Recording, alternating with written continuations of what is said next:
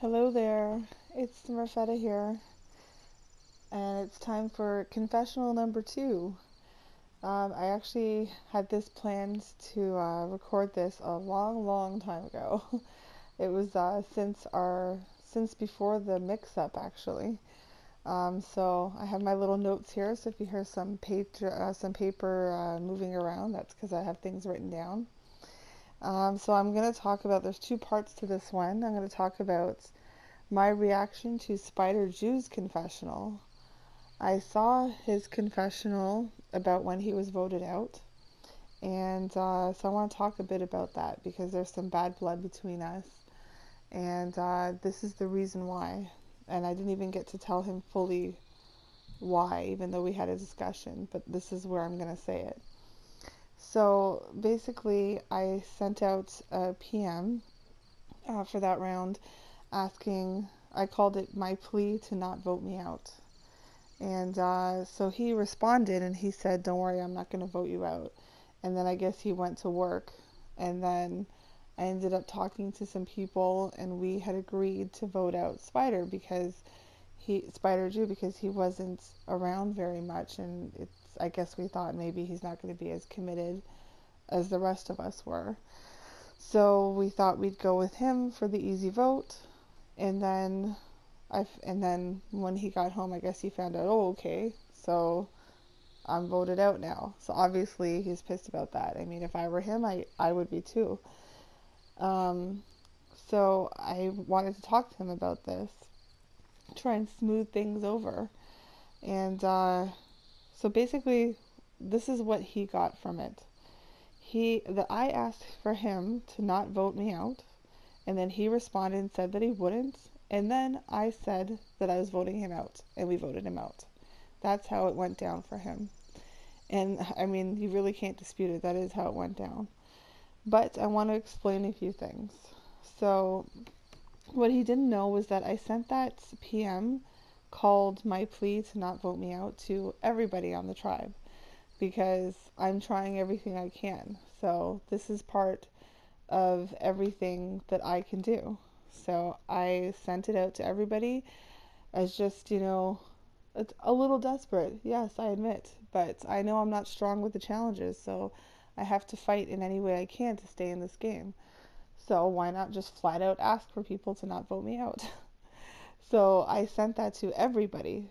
So I think the way he was looking at it was that I asked him specifically, and like to not vote me out. And then when he said he wouldn't, then why the hell did I turn around and stab him in the back and vote him out? So that's not exactly how it's well, that's not what I intended for it to be. But yes, I do understand that that is what it turned out to be.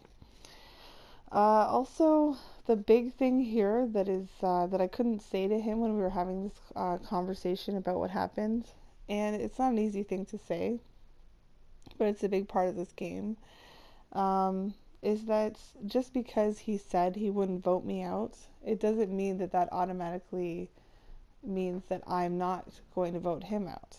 I know that's kind of a sleazy thing, right? But it's like that's how this game is, right? You have to be strategic. So, just because you're, like one person, like I've had a few people tell me that they're not going to vote me out. And I don't know what to say to that because you can't just say to everybody, okay, well, thank you for saying that, and because of that, I'm not going to vote you out. Well, then what happens when you can't vote anybody out? How do you get one person to win at the end? That's not how the game works exactly. So, anyhow, I mean, most people know me and know that I'm not like this in real life, but now they're getting a taste of what it's like to play this kind of a strategic game with me. So I think it's all fun. And I think I'm making the best strategic moves that I can. And hopefully in the end people understand that. Alright, so that's basically what I wanted to talk about for as far as the situation with Spider Jew goes. Yes, we are in an alliance now. So still I think he doesn't fully trust me. I mean, you can't fully trust anybody in this game technically, but I mean, this is the reason why. So if you're ever wondering, any chats that I've had with anybody, if you're wondering why I always feel like I have to prove myself to my alliance, especially Spider Jew, is because of this. All right. So I want to move on to the second part of this confessional, which would be talking about the merge and the lead up to the merge. And because quite a bit happened. And so I'll start with so like for me, right from the beginning of this game, from round one, even okay, not as far as the activity where we made the flag, obviously, but from round probably 1 and 2, I was talking to people and just asking them some general questions and saying, so have you guys been talking about anything? Have you guys been, planning any strategy? Or I don't think I mentioned alliances or anything like that until round 3 or 4. But continually each round I talked to various people and no one seemed to be saying anything. So I just kept talking to people, as many people as I can, trying to figure each person out. It seemed like no one was fully grasping the objective of the game. So I thought, okay, I'll just keep going. We'll see what happens. But as we got closer to a possible merge, I knew it was going to happen. Obviously, Radical said that, oh, well, when there's 10 people, that usually means a merge or something like that in one of the threads. So I was getting worried that there was no strategy being discussed. So then it happened. The tribes merged, and Spider Jew rejoined the game. And then a whole bunch of stuff happened. So I had a discussion beforehand. So this is the discussion that we had before when I was trying to smooth things over for when Spider Jew got voted out. So the end of that discussion ended with me proposing to him to form an alliance. And he said he'd think about it, and that's all he said. So I thought, okay, he's probably just going to forget about it.